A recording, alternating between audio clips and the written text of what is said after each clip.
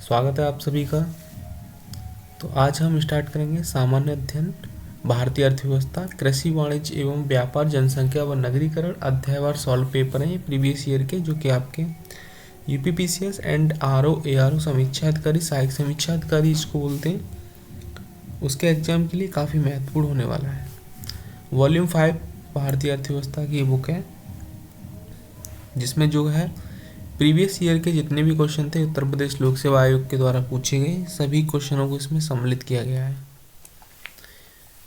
तो काफ़ी महत्वपूर्ण साबित होने वाली है क्लास आपके लिए।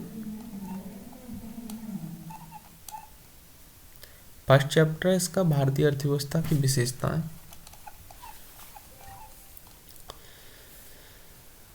यहाँ पे कुछ इम्पोर्टेंट है। यूपीपीसीएस प्री वर्ष 1991 से लेके 1997 तक तथा वर्ष 1998 से 2022 तक जो है इसमें टोटल 3750 कुल प्रश्न पूछे गए थे।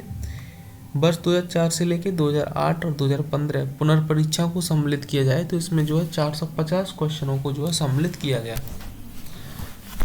उसके बाद इसमें वर्ष 1991 से 1997 तक जो थे 960 कुल प्रश्नों को जो है सम्मिलित किया गया है, जो कि यूपीपीसीएस प्री एग्जाम पर आधारित हैं, इंडियन इकोनॉमिक्स के तथा उत्तर प्रदेश इकोनॉमिक्स से संबंधित, जो कि उत्तर प्रदेश लोक सेवा आयोग आपकी परीक्षा में पूछता आया है। उसके बाद यहाँ पे जो है यूपीपीसीएस मेंस में पूछे गए क्वेश्चन है, जिसमें कि 4500 क्वेश्चन है।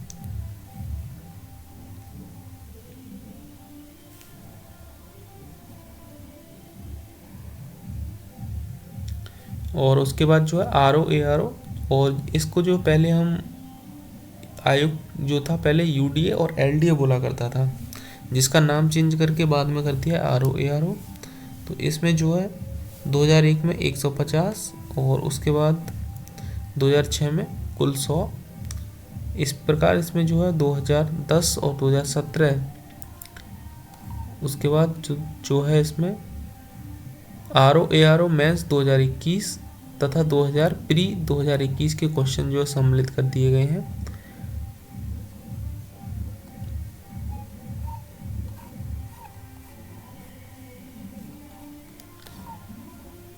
ये आपको दिख रहा होगा यहाँ पे।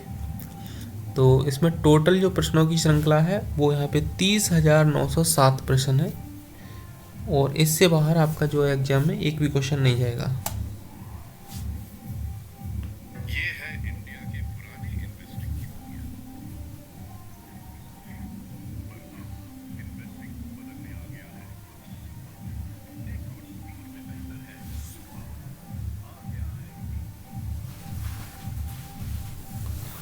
तो चलिए स्टार्ट करते हैं। कुल प्रश्न पत्र इसमें 264 है, और फिर से बता देता हूँ। भारतीय अर्थव्यवस्था कृषि, वाणिज्य व व्यापार, जनसंख्या तथा नगरीकरण से संबंधित कुल 3283 प्रश्नों को जो है इसमें अध्यायवार प्रस्तुत किया गया है, और दोहराव वाले प्रश्नों को इसमें जो है वर्ष एवं परीक्षा नाम यथावत निर्दिष्ट कर दिया गया है, यानी कि जो प्रश्न आयोग ने कई बार रिपीट करके पूछे हुए हैं वो भी इसमें सम्मिलित किए गए हैं।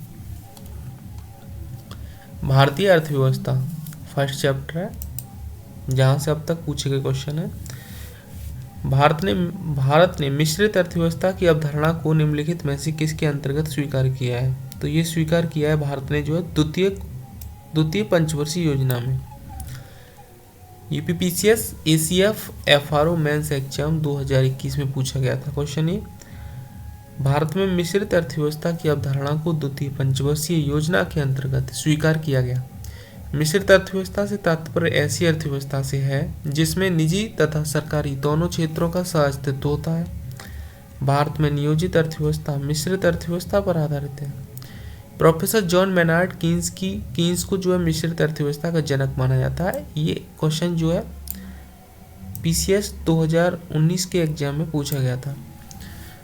यहाँ से जो मैंने इसको हाईलाइट किया है, प्रोफेसर जॉन मेनार्ड कीन्स को जो है मिश्रित अर्थव्यवस्था का जनक माना जाता है। ये सैम मिलान करने के लिए आया हुआ था। नेक्स्ट है मिश्रित अर्थव्यवस्था से तात्पर्य है, तो मिश्रित अर्थव्यवस्था एक ऐसी अर्थव्यवस्था है जिसमें सार्वजनिक एवं निजी क्षेत्र का जो है सह अस्तित्व होता है। लगातार 1992 के बाद 2003, 2006 और 2007 में उत्तर प्रदेश लोक सेवा आयोग ने इस क्वेश्चन को जो है रखा है।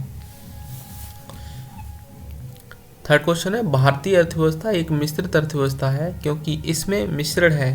तो इसमें जो मिश्रण है वो है सार्वजनिक तथा निजी क्षेत्रों का। यूपीपीसी टैक्स इंस्पेक्टर 2003 में पूछा गया क्वेश्चन था। निम्नलिखित में से कौन सा भारतीय अर्थव्यवस्था का प्रमुख लक्षण है? तो भारतीय अर्थव्यवस्था का प्रमुख लक्षण जो है वो है मिश्रित अर्थव्यवस्था, यानी कि हमारे यहाँ जो है मिक्स्ड इकोनॉमी है। पीसीएस प्री 2015 में पूछा गया क्वेश्चन था। भारत में नियोजित अर्थव्यवस्था आधारित है। तो भारत में नियोजित अर्थव्यवस्था जो है वो मिश्रित अर्थव्यवस्था पर आधारित है। भारत की अर्थव्यवस्था कैसी है? भारत की अर्थव्यवस्था जो है वो विकासशील अर्थव्यवस्था है। अभी हम अभी विकसित नहीं हुए, और विकसित होने का जो लक्ष्य है भारत सरकार ने, एपीजे अब्दुल कलाम ने 2020 रखा था, उसको भारत सरकार ने जो है 2047 तक बढ़ा दिया है। तो मोदी गवर्नमेंट ने 2047 तक जो है इसको लक्ष्य को टारगेट बना के रखा हुआ है। विकास का भारतीय मॉडल किसके हाथों की जो हितों की सुरक्षा करता है? तो विकास का भारतीय मॉडल जो है वो व्यक्ति और राज्य दोनों के हितों की जो है सुरक्षा करता है। यूपीआरओ एआरओ प्री जीएस 2013 में पूछा गया क्वेश्चन था। विकास का भारतीय मॉडल व्यक्ति और राज्य दोनों के हितों की सुरक्षा करता है। इस कथन की पुष्टि तथ्य से होती है कि भारत में अर्थव्यवस्था के विकास के लिए मिश्रित अर्थव्यवस्था का रूप अपनाया गया है।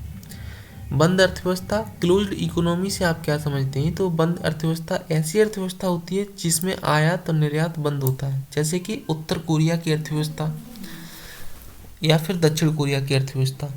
ऐसी अर्थव्यवस्थाओं जिनमें अंतर्राष्ट्रीय व्यापार व्यवस्था में किसी अंतर्राष्ट्रीय पूंजी का हस्तक्षेप न हो, अर्थात विश्व के देशों के साथ व्यापार न होकर देश में ही व्यापार अधिक होता हो, उसे बंद अर्थव्यवस्था क्लोज्ड इकोनॉमी कहते हैं। बंद अर्थव्यवस्था में आयात निर्यात बिल्कुल बंद रहता है। समाजवादी अर्थव्यवस्था इसका विशिष्ट उदाहरण है, परंतु आजकल यह अर्थव्यवस्था भी बाजार की शक्तियों से प्रभावित हो रही है। वर्तमान में कोई भी अर्थव्यवस्था बंद अर्थव्यवस्था नहीं रह गई है। तो अब नहीं रह गई है, पहले जो था दक्षिण कोरिया भी बंद अर्थव्यवस्था में आती थी। भारतीय अर्थव्यवस्था क्या है? तो भारतीय अर्थव्यवस्था जो है मिश्रित अर्थव्यवस्था है। 2016 में पूछा गया था आरओ में। भारतीय अर्थव्यवस्था है, भारतीय अर्थव्यवस्था जो है एक विकासशील अर्थव्यवस्था है, अभी हम विकसित नहीं हुए। भारतीय अर्थव्यवस्था की विशेषताएं हैं कृषि की प्रधानता, उद्योगों की प्रधानता, न्यून प्रति व्यक्ति आय और बृहद बेरोजगारी। तो ऑप्शन डी इसमें सही है, यानी कि हमारी अर्थव्यवस्था में कृषि की प्रधानता भी है, उसके बाद न्यून प्रति व्यक्ति आय भी है और बृहद बेरोजगारी भी है, लेकिन उद्योगों की प्रधानता नहीं है अभी। निम्नलिखित में से कौन सा लक्षण भारतीय अर्थव्यवस्था का नहीं है? धन की न्यून कार्य क्षमता, प्रति व्यक्ति कम है। तो सही आंसर हो जाएगा ऑप्शन डी, प्राकृतिक साधनों की कमी। भारत में प्राकृतिक साधनों की कमी नहीं है, भारत में प्रचुर मात्रा में प्राकृतिक संसाधन विद्यमान है। निम्नलिखित में से कौन सी विशेषताएं भारतीय अर्थव्यवस्था को विकासशील श्रेणी में दर्शाती हैं? तो ये दर्शाती हैं ऑप्शन डी, कृषि की मुख्य व्यवसाय, प्रच्छन्न बेरोजगारी, उसके बाद तीसरा नंबर है इसमें मानव पूंजी की निम्न गुणवत्ता। प्रोटीन का प्रति व्यक्ति सेवन उच्च होना विकसित देशों या अर्थव्यवस्थाओं की विशेषता है। शेष के लिए उपरोक्त प्रश्न की व्याख्या देखें, यानी कि इसकी व्याख्या देखने को बोल रहा है। भारतीय अर्थव्यवस्था विकासशील अर्थव्यवस्था है, अर्थात विकास की प्रक्रिया में स्वतंत्रता प्राप्त की समय देश ने एक अल्प विकसित अर्थव्यवस्था के रूप में जो विकास यात्रा शुरू किया उसमें अनेक संरचनात्मक परिवर्तन हुए तथा उसमें विकसित देशों के भी लक्षण आए, परंतु अब भी इसमें जो है विकसित तथा अल्प विकसित देशों के लक्षणों का मिश्रण है, इसीलिए इसे विकासशील देश कहना उचित है। भारतीय अर्थव्यवस्था के निम्नलिखित आधारभूत लक्षण है, कृषि की प्रधानता भी है, यहाँ पे विशाल जनसंख्या भी है, निम्न व्यक्ति आय भी है, पूंजी का अभाव, कृषि पर जनसंख्या का अत्यधिक दबाव, असंतुलित आर्थिक विकास, औद्योगिकीकरण का जो है हुआ है, अब भी हम पिछड़े हुए हैं, आर्थिक कुचक्रों का जोर एवं परंपरावादी समाज। ये जो है सारे फैक्ट है भारतीय अर्थव्यवस्था से रिलेटिव। क्वेश्चन नंबर 14, अल्प विकसित अर्थव्यवस्था की सामान्यतया विशेषता होती है। तो अल्प विकसित अर्थव्यवस्था की विशेषता होती है प्रति व्यक्ति निम्न आय और पूंजी निर्माण की निम्न दर। आर्थिक विकास एवं नियोजन से अब तक के पूछे गए वर्ष में क्वेश्चन यूपीपीसीएस प्री एग्जाम 2021 में क्वेश्चन आया था कि निम्नलिखित में से कौन सा आर्थिक विकास का प्रमुख कारक नहीं है। तो तकनीकी वित्त और नौकरशाह जो है आर्थिक विकास का प्रमुख कारक नहीं है। तकनीकी वित्त एवं नौकरशाहों को आर्थिक विकास के प्रमुख कारकों में शामिल नहीं किया जाता, जबकि पूंजी के संचय व तकनीकी सुधार, जनसंख्या में परिवर्तन तथा विशेषीकृत गतिविधियों में श्रम विभाजन आर्थिक विकास के प्रमुख कारकों में शामिल है। निम्नलिखित में से कौन सा एक आर्थिक वृद्धि का अच्छा सूचक है। तो ऑप्शन बी, स्थिर कीमतों पर सकल घरेलू उत्पाद जो है वो अच्छा सूचक है इसका।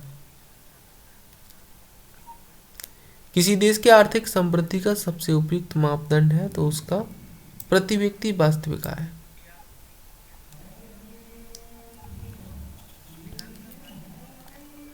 पीपीपी रेटिंग के आधार पर विश्व में भारतीय अर्थव्यवस्था का स्थान है तो ये स्थान है चौथा।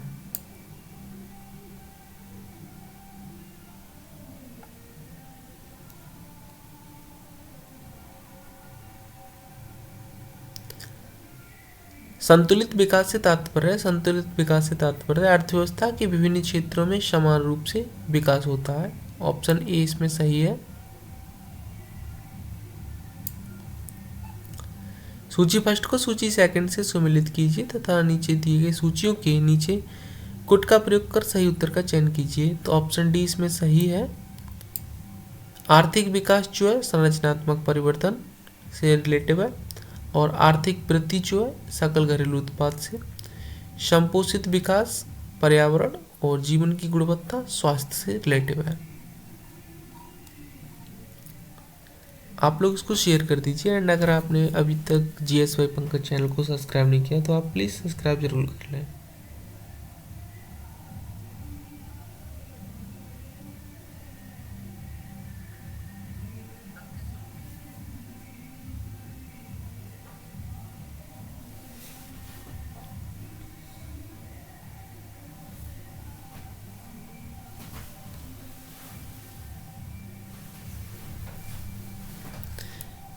क्वेश्चन नंबर 7 है सेकंड चैप्टर का, समावेशी समृद्धि के लिए आवश्यक है। तो समावेशी समृद्धि के लिए जो है वो उपयुक्त सभी जो है ये आवश्यक है। अधः संरचनात्मक सुविधाओं का विकास, कृषि का पुनरुद्धार, शिक्षा एवं स्वास्थ्य जैसी सामाजिक सेवाओं की अधिकाधिक उपलब्धता। कथन फर्स्ट, वास्तविक राष्ट्रीय आय में निरंतर वृद्धि आर्थिक समृद्धि की घोतक है। कारण आर कह रहा है राष्ट्रीय आय की वृद्धि आवश्यक रूप से प्रति व्यक्ति आय को नहीं दर्शाती। ऑप्शन बी, ए और आर दोनों सही हैं। आर ए का स्पष्टीकरण नहीं है। निम्नलिखित में से किस एक से समावेशित विकास को बढ़ावा देने की जो है आशा नहीं की जाती। तो इसमें जो है राष्ट्रीय आय की ऊंची वृद्धि दर, यूपीआरओ एआरओ प्री 2013 में पूछा गया क्वेश्चन था। निम्न में से किस एक से जो है समावेशित विकास को बढ़ाने की आशा नहीं की जा सकती। तो इस समावेशित जो विकास होता है उसको बढ़ाने की आशा नहीं की जा सकती है राष्ट्रीय आय की ऊंची वृद्धि दर में।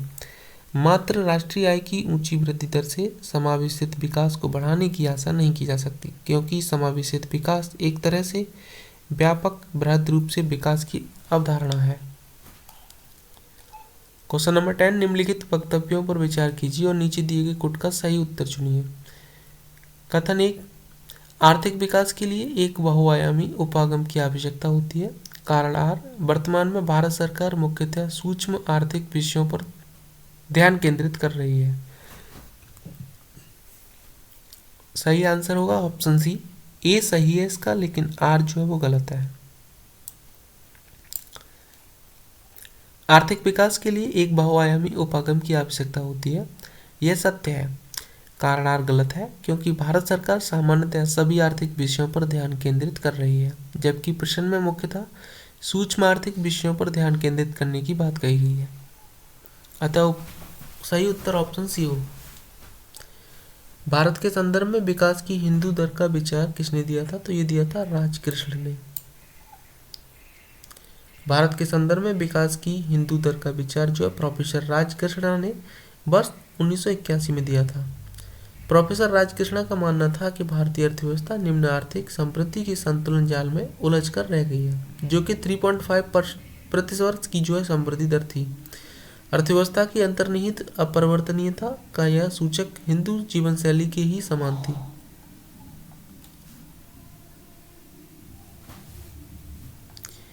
पिछड़े देशों के लिए रोलिंग प्लान का सुझाव किसके द्वारा दिया गया था? तो ये दिया गया था जॉन मेडल्स द्वारा, जी मेडल्स के द्वारा दिया गया था।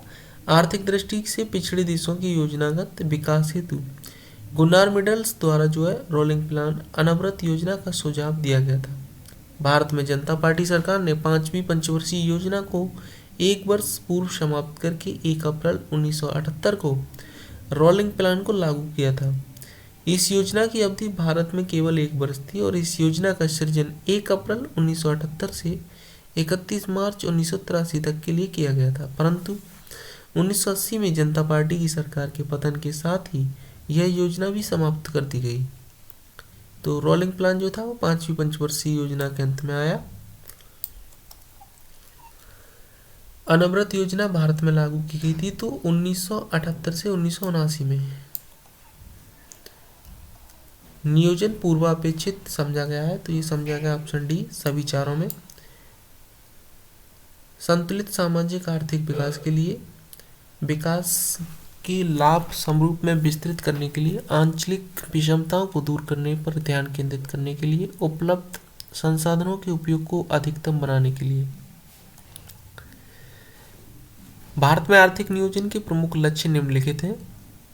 सामाजिक जो आर्थिक विकास को बढ़ावा देना, सामाजिक न्याय, पूर्ण रोजगार की प्राप्ति, गरीबी निवारण एवं रोजगार अवसरों का सृजन, आत्मनिर्भरता की प्राप्ति, निवेश एवं पूंजी निर्माण को बढ़ावा देना, आय वितरण, क्षेत्रीय विषमता दूर करना, आधुनिकीकरण जिसे छठी योजना में लागू किया गया, मानव संसाधन विकास।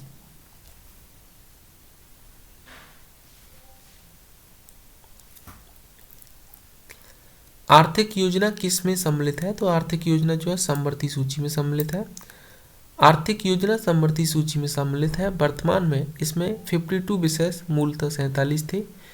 42वें संविधान संशोधन अधिनियम 1976 के तहत 5 विषयों को राज्य सूची में समवर्ती सूची में शामिल किया गया है। वे हैं शिक्षा, वन, नापतौल, वन्य जीवों एवं पक्षियों का संरक्षण तथा न्याय का प्रशासन आदि।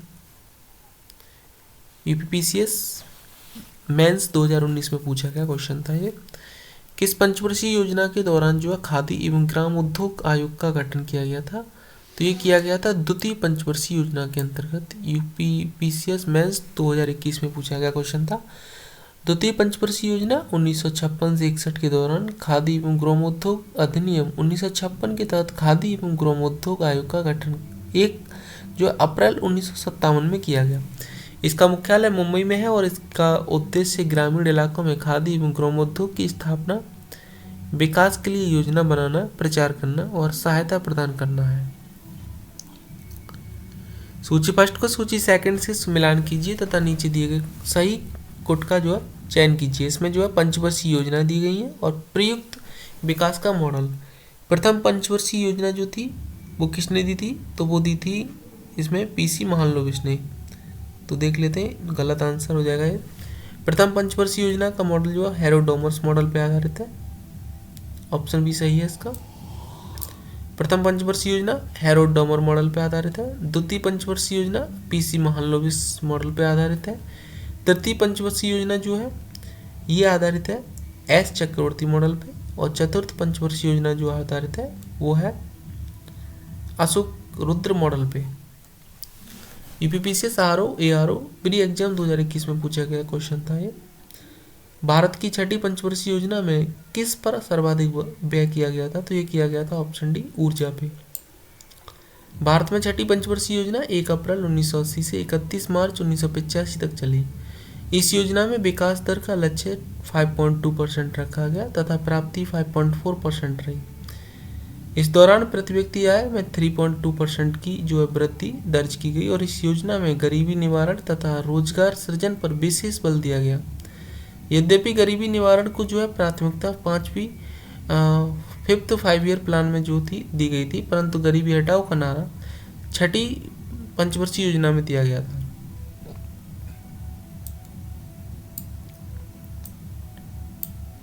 गरीबी निवारण संबंधी सभी बड़े तथा महत्वपूर्ण कार्यक्रम इस योजना में शुरू हुए। ग्रामीण बेरोजगारी के उन्मूलन से संबंधित कार्यक्रम जैसे कि IRDP, NREP, द्वारका जो कि APJ अब्दुल कलाम ने लागू की, और रिलीज इसी योजना में लागू किया गया। छठी पंचवर्षीय योजना 15 वर्ष की दीर्घ अवधि को ध्यान में रखकर बनाई गई, अतः इसे जो है पर्सपेक्टिव प्लानिंग्स कहा जाता है।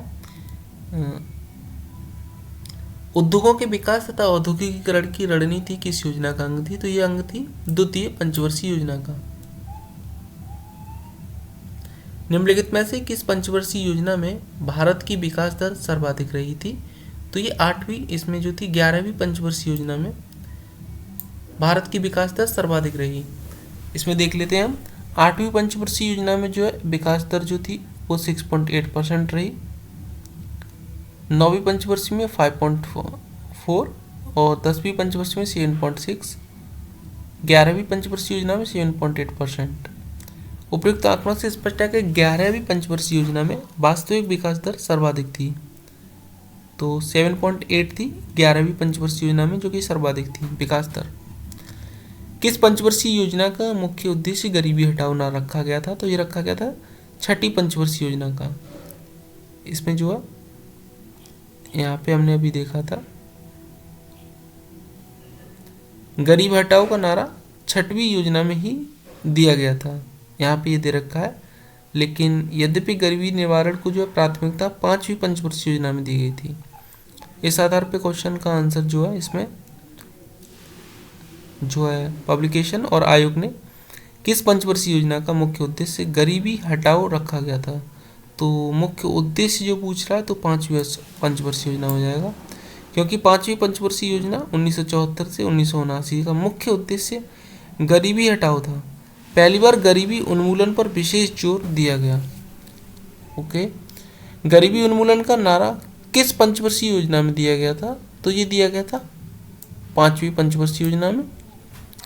समन्वित ग्रामीण विकास कार्यक्रम पूरे देश में निम्नलिखित में से किस योजना में फैला हुआ था? ये फैला हुआ था छठी पंचवर्षीय योजना में। दुर्गापुर, भिलाई, राउरकेला स्टील संयंत्र जो थे स्थापित किए गए थे, तो ये द्वितीय पंचवर्षीय योजना में स्थापित किए गए थे। भारत में अनवरत योजना किस वर्ष कार्यशील थी? तो ये 5वीं पंचवर्षीय योजना में लागू की गई थी, जिसका टाइम था 1978 से 1979। जनता पार्टी की सरकार ने 5वीं पंचवर्षीय योजना 1977-78 को 4 वर्ष बाद ही समाप्त कर दिया था, और 1978 में जो अनवरत योजना चालू किया गया। भारत में योजना के आरंभ के किसी भी पंचवर्षीय योजना में अनाच्छादित कुल वर्षों की संख्या होती है, तो इसमें जो है 7। भारत में योजना के आरंभ की किसी भी पंचवर्षीय योजना में अनाच्छादित कुल वर्षों की संख्या 7 है। रोलिंग प्लान 1960 से 69 तक, रोलिंग प्लान जो था 78 से 80, प्रथम जो था ये 66 से 69, तृतीय 1990 से 92। किस पंचवर्षीय योजना में कृषि ने ऋणात्मक विकास प्रदर्शित किया था? तो ये किया था तीसरी पंचवर्षीय योजना में। तीसरी पंचवर्षीय योजना भारत की सर्वाधिक असफल योजना मानी जाती है। इस योजना की असफलता का प्रमुख कारण इस समयावधि में उत्पन्न भयंकर सूखे की स्थिति तथा चीन 1962 व पाकिस्तान 1965 के साथ विनाशकारी युद्ध थे। सूखे के परिणाम स्वरूप तृतीय योजना काल में कृषि में जो है मात्र 2.6% की वृद्धि दर्ज की गई। विकास केंद्र उपागम किस योजना के अंतर्गत अपनाया गया था? यह अपनाया गया था चतुर्थ पंचवर्षीय योजना के अंतर्गत।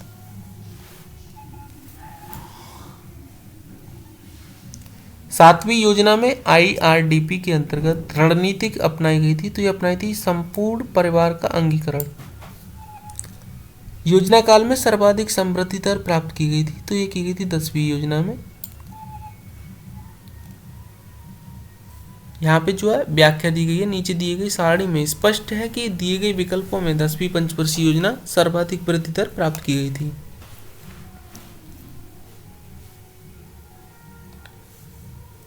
प्रथम पंचवर्षीय योजना लक्ष्य था 2.1 का, प्राप्त किया हमने 3.6। उसी प्रकार सेकंड में 4.5 तो प्राप्त किया 4.1। तृतीय पंचवर्षीय योजना में 5.6 लक्ष्य रखा गया था, लेकिन 2.5% ही हम ग्रोथ कर पाए, ये काफ़ी घाटे की अर्थव्यवस्था साबित हुई। और चतुर्थ पंचवर्षीय योजना 5.7 था, लेकिन 3.3 ग्रोथ हुई। पंचम पंचवर्षीय योजना 4.4 हमने लक्ष्य रखा था टारगेट, लेकिन 5 पॉइंट हमने अचीव किया। उसके बाद छठी पंचवर्षीय योजना थी उसमें 5.2 था, लेकिन 5.4 ग्रोथ की। सप्तम में जो है 5.0 था, 5.8 ग्रोथ की।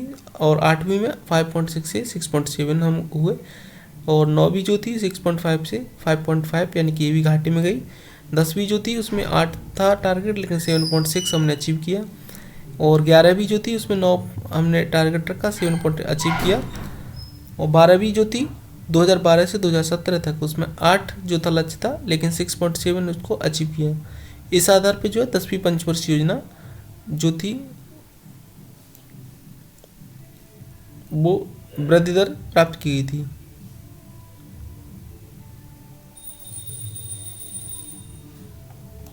क्योंकि इसमें जो है 11वीं नहीं दी गई है, तो इन सभी में जो है 10वीं सबसे ज़्यादा वृद्धि की अर्थव्यवस्था थी। निम्नलिखित में से भारत की किस पंचवर्षीय योजना के अंतर्गत आर्थिक समृद्धि दर अपने लक्ष्य से अधिक रही? तो ये थी ऑप्शन डी, 8वीं पंचवर्षीय योजना में। 8वीं पंचवर्षीय योजना में अपने लक्ष्य से काफ़ी अधिक थी। ये 8वीं पंचवर्षीय योजना 1992 से 1997 तक लक्ष्य था 5.7 का, ग्रोथ की थी 6.7, तो सब सर्वाधिक रही थी। दसम पंचवर्षीय योजना की वृद्धि दर का लक्ष्य कितना था? तो 10वीं पंचवर्षीय योजना का वृद्धि दर जो था वो 8% था लक्ष्य।